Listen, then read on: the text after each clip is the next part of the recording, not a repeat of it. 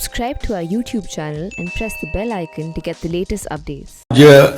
ये पेगासस विषय पर आईटी मंत्री अश्विनी जी ने लोकसभा में एक विस्तारित वक्तव्य दिया है. The statement touched on a variety of things, explained everything. अभी कांग्रेस पार्टी की ओर से प्रेस हुई है. कांग्रेस पार्टी ने भारतीय जनता पार्टी पर ऐसे अस्तरहीन आरोप लगाए हैं जो राजनीतिक शिष्टाचार और मर्यादा से परे हैं. क्या कांग्रेस पार्टी का अब यह स्तर हो गया है? लेकिन क्या कहा जाए, आज के नेतृत्व में जो कांग्रेस पार्टी बालाकोट और उरी में देश के जवानों की शहादत का सबूत मांगती है, उससे और क्या अपेक्षा की जाए. जो कांग्रेस पार्टी आज तक गलवान को लेकर देश में आशंका का माहौल बनाती है, जबकि पूरी दुनिया ने इस बात को स्वीकार किया कि भारतीय सेनाओं ने नरेंद्र मोदी की अगुवाई की टिप्पणियां होती हैं. मित्रों, जो पेगासस की कहानी है, इसका संकेत आईटी मंत्री वैष्णव जी ने दिया था. यह सारी कहानी मॉनसून सत्र के पहले ही क्यों शुरू होती है? क्या कुछ लोग ये योजनाबद्ध तरीके से लगे हुए थे कि यह कहानी मॉनसून सत्र के पहले ही फोड़नी है ताकि देश में एक नया माहौल बनाया जाए? मैं कुछ सवाल खड़े करना चाहता हूं. एक संस्था का नाम आया है वायर. मैं किसी की आलोचना नहीं करता, वो है अपनी जगह पर, लेकिन क्या ऐसा सच्चाई नहीं कि उनके द्वारा बहुत सी कहानियां गलत पाई गई? एक जज को लेकर कहानी बनाई गई थी, आपको याद होगा. महाराष्ट्र के जज थे, उनकी डेथ को लेकर सुप्रीम कोर्ट ने भी उस पर टिप्पणी की, वो पूरी कहानी झूठी थी. 2 राउंड उस पर लिटिगेशन हुआ था. उनकी और सारी चीजें क्या है आपको मालूम है. एमनेस्टी क्या है? एमनेस्टी का कई मामलों में भारत विरोधी एजेंडा रहा है या नहीं रहा है? Can we deny that bodies like Amnesty had a declared anti India agenda in many ways? और जब उनसे एक सवाल पूछा गया, कृपया करके आपका इंडिया का फंडिंग पैटर्न क्या है फॉरेन का, बताइए, तो भारत से विड्रॉ कर गए वो. ये सच्चाई है कि नहीं है? कि जब उनसे कहा गया कि आपका जो भारत में फंडिंग है विदेश से आता है, कृपया करके उसकी कहानी आप कानून की प्रक्रियाओं के अनुसार बताइए, तो कहे we find it difficult to work in India. अब कुछ चीजों को समझना और जानना जरूरी है. इस पूरी कहानी में एक एविडेंस नहीं आया है जो भारत सरकार को इससे लिंक करता है या बीजेपी को इससे लिंक करता है. Not a shred of evidence has come that in this entire Pegasus story there is any linkage of the government और the Bharatiya Janata party.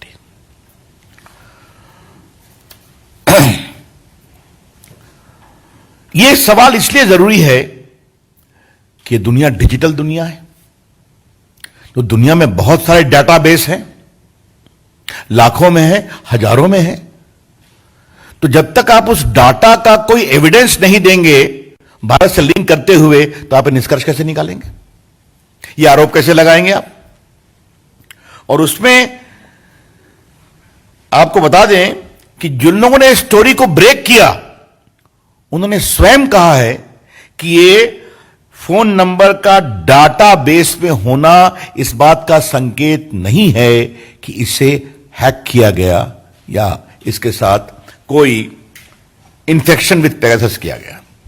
I repeat, those who have broken the story themselves did not claim that the presence of a particular number in the database does not confirm that infected with Pegasus. तो ये हो क्या रहा है? इन बातों को आज देश के सामने लाना बहुत जरूरी है.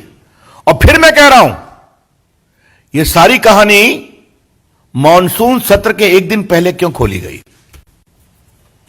इसके पीछे का एजेंडा क्या है? इसमें अंतर्राष्ट्रीय संगठन, हां, और एक बात और है, वो एनएसओ जो पेगासस के मैन्युफैक्चरर हैं, उन्होंने साफ कहा है कि हमारे अधिकांश क्लाइंट वेस्टर्न कंट्रीज हैं. तो भारत को इसके माध्यम से टारगेट क्यों किया जा रहा है? इसके पीछे की कहानी क्या है? इस कहानी में ट्विस्ट क्या है? कुछ लोगों को लाया गया, उनके नाम फेंके गए. अब मुझे अनिल बलूनी जी बता रहे थे कि कांग्रेस पार्टी के पूर्व अध्यक्ष का भी नाम है. क्षमा करिएगा, मैं व्यंग में बोल रहा हूं. उनकी तो सारी टिप्पणी रोज ही ट्वीट पे रहती है. वो देश में खुद ही ज्ञान देते रहते हैं. तो उसके लिए कोई अधिक जानने की जरूरत है क्या?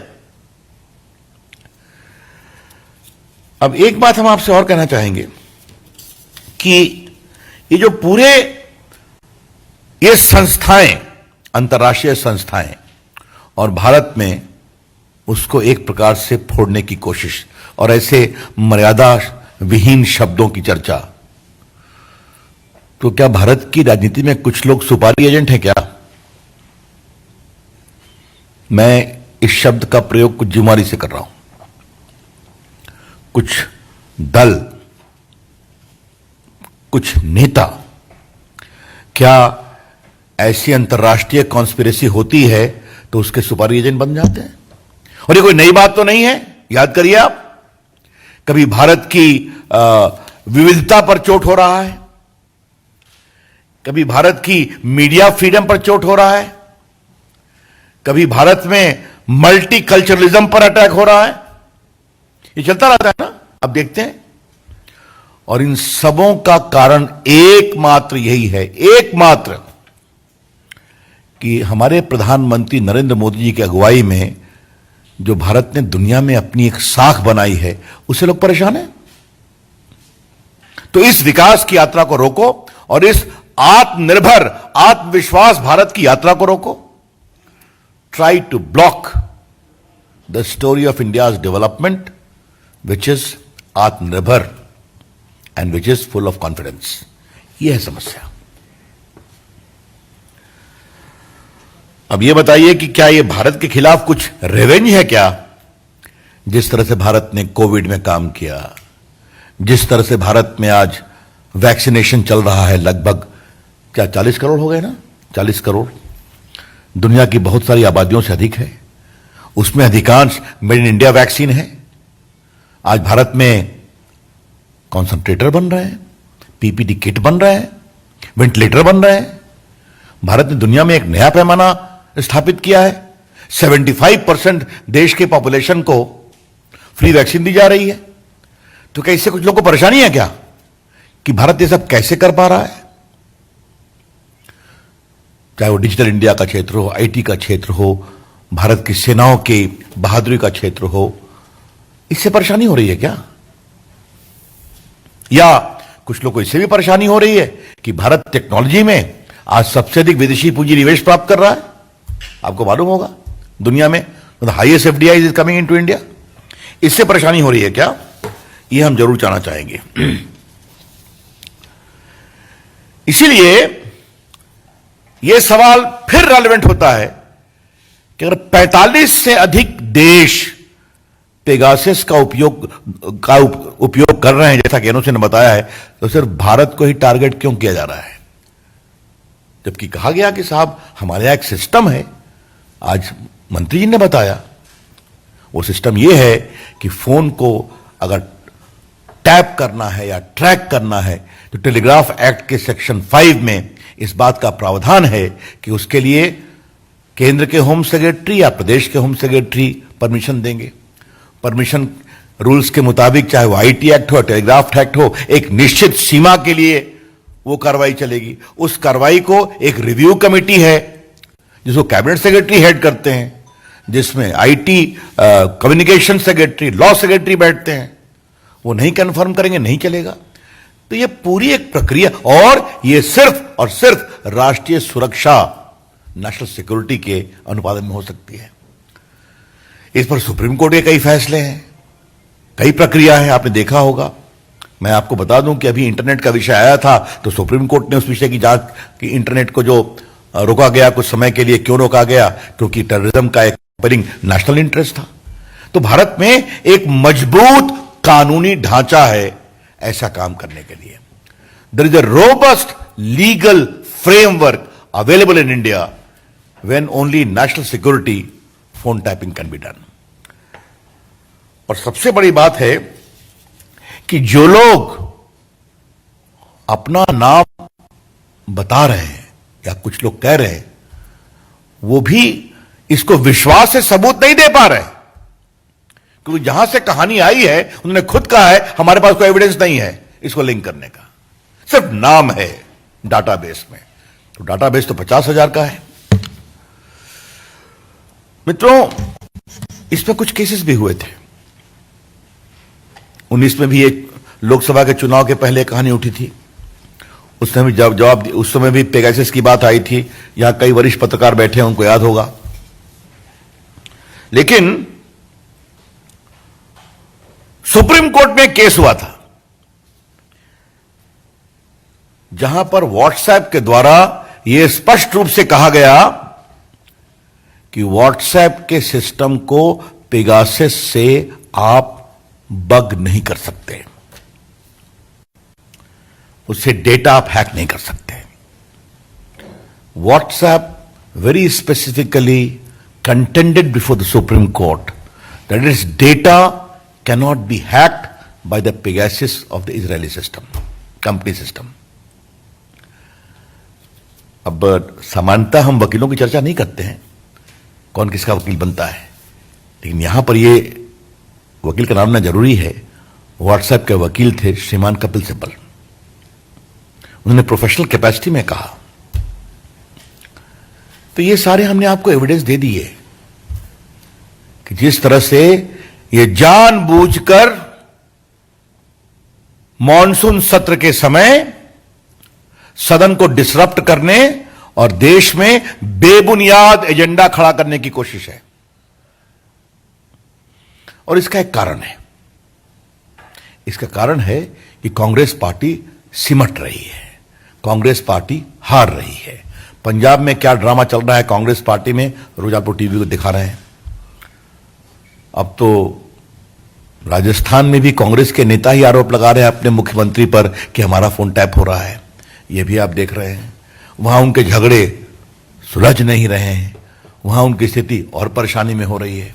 उत्तर प्रदेश में अभी जितने चुनाव हुए, कांग्रेस पार्टी का क्या हुआ स्थानीय निकाय के चुनाव में, उस पर चर्चा भी नहीं करने की जरूरत है। तो जब यह सब चला तो एक नया फ्रंट खोलो, यह है पूरी कहानी। तो इसकी हम जबरदस्त रूप से निंदा करते हैं। एक बात मुझे और कहनी है, वो अंतिम बात मुझे यह है कि कई नई नई कहानियां आती हैं। अब मुझे बताया गया है कि कल कोई एक नया चैनल है जिस चैनल से कांग्रेस पार्टी को बहुत प्रेम है। ये सब हम आपको बताएंगे आस्ते आस्ते। हमको ये भी मालूम हुआ है कि उनके यहां करोड़ों का फंड विदेश से आता है, जिसमें कुछ चाइना के भी फंड हैं, और उनके द्वारा बहुत चीजें कैंपेन की जाती हैं। तो क्या ये सब कोई एक संदेहास्पद परिस्थिति है क्या? तो पिक्चर भी बाकी है दोस्त। हाँ, ये कहानी चलने दीजिए, जितनी कहानी आएगी हम बताएंगे। मित्रों, I think I have already explained everything. Open to questions. Yatindra TV 18। Sir आप पर और आपकी प्रेस कॉन्फ्रेंस पर कांग्रेस नेता रणदीप सुरजेवाला ने कमेंट किया, टारगेट किया है कि क्रिश्चियानी विल्ली खंबा लौट रही है और आपको मंत्रिमंडल से हटा दिया है। तो आप इस तरह से अपनी जेब मिटा रहे हैं और इस तरह के आरोप लगा रहे हैं और कहीं आपका ही फोन ना निकला है कि सुरजेवाला ने डायरेक्ट आपके ऊपर टारगेट किया। देखिए, ये मैं फिर कहूंगा, यहां मैं भाजपा के कार्यकर्ता के रूप में बात कर रहा हूं। अगर मेरे द्वारा दिए गए दलील और तर्क पर उनका यही उत्तर है तो मैं कहूंगा भगवान भला करे। Ravikant news nation. Sir, Congress party इस मामले को संसद में उठा रही है। आपने कहा कि कोई ठोस सबूत नहीं है इस पूरे मामले में, बावजूद इसके जेपीसी की मांग की जा रही है कि इस पूरे मामले की जेपीसी से जांच होनी चाहिए। फिर मैं कह रहा हूं, बहस से क्यों भाग रहे हैं वो? आज तो सुबह से उन्होंने हाउस को डिस्टर्ब किया ना। बहस करें, दूध का दूध पानी का पानी हो जाएगा। सरकार भी बोलती है, हम लोग भी बोलते हैं वहां पर। बहस से क्यों भाग रहे हैं? तो हर चीज में जेपीसी, पहले कुछ आधार बताएंगे आप? हमें भी कांग्रेस पार्टी से संसद में बहुत सवाल पूछने हैं। हाँ, आमोद राय टीवी 9। सर, सुरजेवाला ने कहा है कि इसमें गृह मंत्री और गृह मंत्रालय का सीधा सीधा वास्ता बनता है, इसलिए उनको बने रहने का हक नहीं है, उनको इस्तीफा ले लेना चाहिए। प्रधानमंत्री की अब इस तरह की ये बिल्कुल बेबुनियाद तर्क है, हताशा भरा तर्क है। अभी तक वो कोई तर्कयुक्त दलील नहीं दे पाए। मैं आपसे एक सवाल पूछूं राय जी, जिस शब्दों का प्रयोग उन्होंने मेरी पार्टी के लिए किया है, ये क्या है? मैं इसको दोहराऊंगा नहीं। और हमारे पास भी कांग्रेस पार्टी को बताने के लिए बहुत सारे शब्द हैं, लेकिन हम अपनी राजनीतिक मर्यादा का दुरुपयोग नहीं करेंगे, हम को तोड़ेंगे नहीं। Devendra Parashar India TV.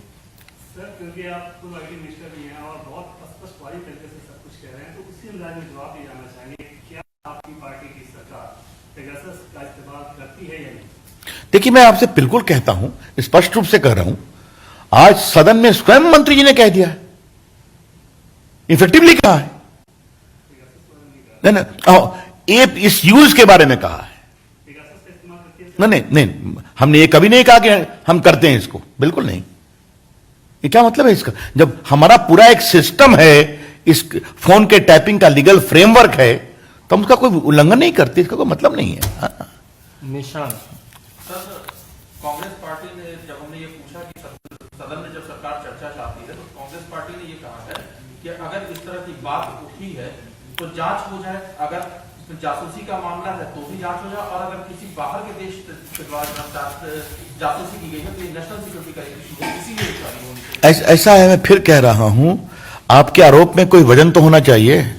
पहले बहस में तो आइए, बहस में आपके हम तर्कों तो सुने कि आपके पास क्या प्रमाण है। सरकार ने जवाब दिया ही है ना। हाँ? नीरज पांडे। सरकार ने स्पष्ट कहा है कि हमारा जो फोन को के बारे में जो हम सुपरवाइज करते हैं, उसका एक लीगल फ्रेमवर्क है, उसका हम पालन करते हैं। जब तक आप कुछ ऐसा नहीं बताएंगे कि इसका विरोध करके किया, और सबसे बड़ी बात है, जिस कंपनी का पेगासिस है उसने इसको डिनाई किया है। इसका यह उत्तर आपके लिए भी पर्याप्त है कि उस कंपनी ने डिफेमेशन की भी धमकी दी है कुछ लोगों के खिलाफ, ये भी देखा होगा आपने।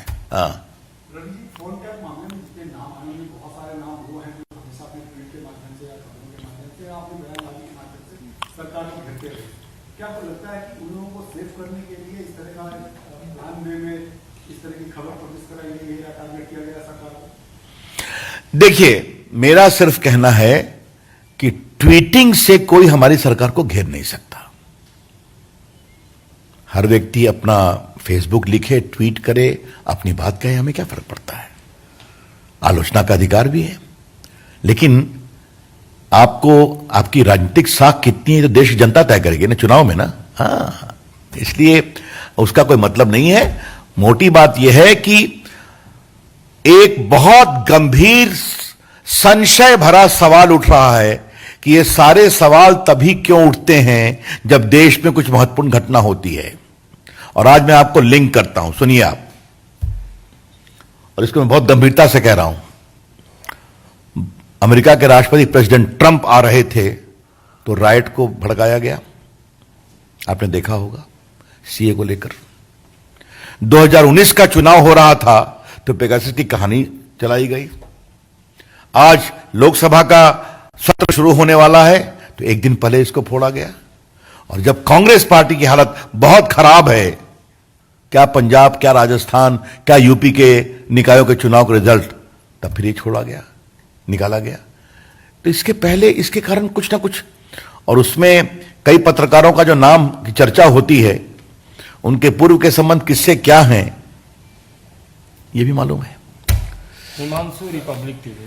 सर, दो सवाल है। छोटा सवाल ये है, रणदीप सुरजेवाला ने ये भी आरोप लगाया कि एनएसओ को लेकर आपने बोला था कि नोटिस जारी करेंगे, लेकिन आज जो मंत्री जी ने बोला, उन्होंने कहा कि इस तरीके का नोटिस जारी नहीं करेंगे, तो वो कह रहे हैं कि झूठ कौन बोल रहा, आप बोल रहे हैं या बोल रहे हैं? अब ये सब मैं यहां सुरजेवाला का उत्तर देने के लिए नहीं बैठा हूं। सर की इतनी बड़ी चीज हुई है,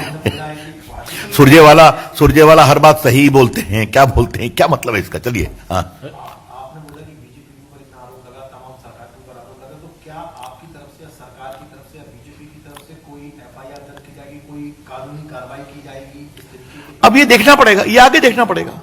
लेकिन ये तो अजीब स्थिति है ना कि जो कंपनी है वो इसको डिनाई कर रही है। उस कंपनी का कहना है कि मेरे अधिकांश प्रोडक्ट जो हैं वो वेस्टर्न कंट्रीज में यूज होते हैं, टारगेट भारत को किया जा रहा है। ये कई संदेहास्पद परिस्थितियों की कड़ी में जोड़ रहा हूं। और कोई रविंद्र सिंह, जी न्यूज। सर, 2-3 दिन ये रिपोर्ट कल आई है, पब्लिश हुई, चारों जो आ रहा है, लेकिन 3 दिन पहले राहुल गांधी ने एक ट्वीट किया था कि आप अपने मोबाइल में क्या देखते हैं, क्या पढ़ते हैं। तो आपको लगता है कि राहुल गांधी को जो चीज पब्लिश होने वाला है इसकी जानकारी पहले से थी, और इसलिए बीजेपी को कांग्रेस पार्टी ने कहा है कि भारतीय जनता पार्टी नहीं बल्कि भारतीय जासूस पार्टी होगी? राहुल गांधी को आपको लगता है इससे पहले ही से उनको जानकारी होगी इस तरह का नाम होगा? आपके प्रश्न ने मुझे बहुत फूड फॉर थॉट दिया है, मैं सोचूंगा इस पर, हाँ सोचूंगा इस पर, कि उनको पहले से ही खबर हो जाती है कई चीजों की। अगर ये सही है तब तो हमारा षड्यंत्र का सारा, हमारी कहानी पुख्ता हो जाती है। हाँ? धन्यवाद, बहुत बहुत धन्यवाद।